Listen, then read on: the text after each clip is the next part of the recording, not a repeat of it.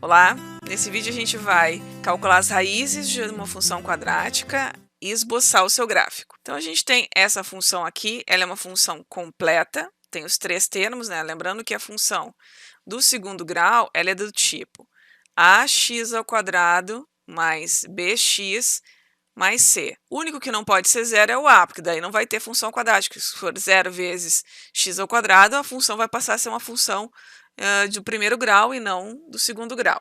Mas o b e o c podem ser, e quando b e c são iguais a zero, algum deles, a função ela não tem os termos completos, que a gente chama. Né? Nesse caso aqui, o nosso a é igual aqui na frente do x ao quadrado, é o que multiplica o x ao quadrado, então é menos 1.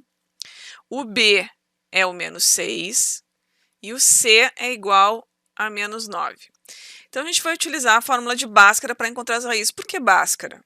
Porque o que significa calcular zeros da função ou raízes da função? É dizer que o f de x é zero. Então, esse nome zeros é porque a gente faz o valor da função ser igual a zero. Então, a gente vai colocar nesse lugar aqui zero, e aí é igual resolver uma equação do segundo grau que a gente resolvia por Bhaskara. Então, é isso que a gente vai fazer. Então, vai ficar menos x quadrado menos 6x menos 9 igual a zero. Ao invés de f de x, a gente vai colocar zero, porque a gente está fazendo o f de x ser zero. E agora a gente resolve, como sempre, pela fórmula de Bhaskara.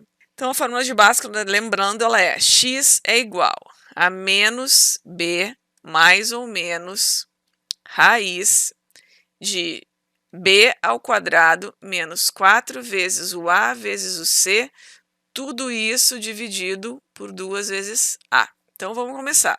X igual, vamos colocar cada um no seu lugar, menos o valor de b. B para a gente é menos 6.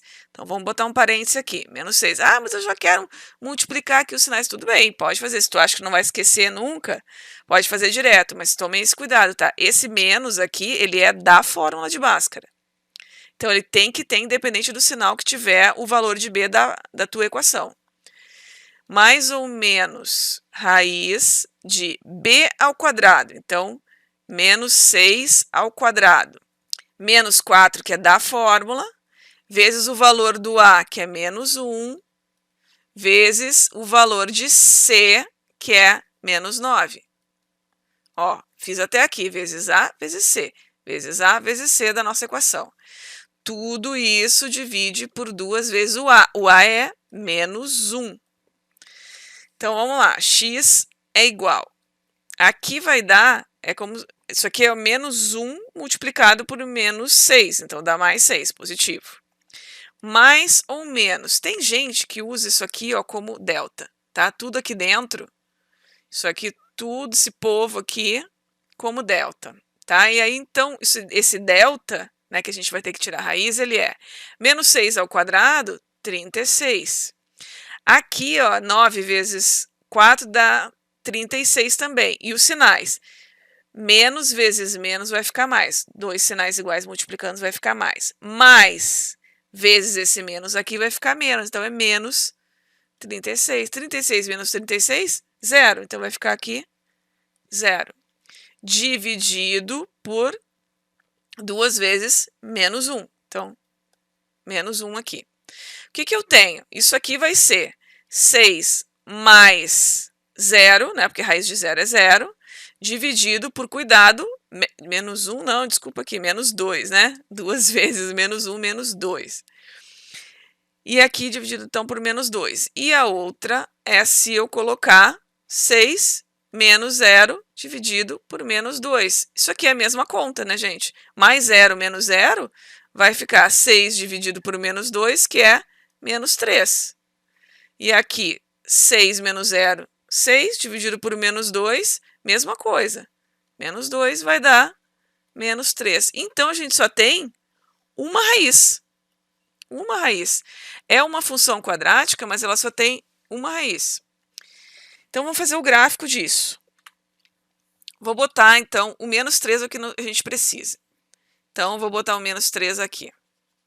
Menos 3. Essa é a nossa raiz. Então, aqui tem um pontinho. Quando o y é zero, a gente encontra o x em menos 3.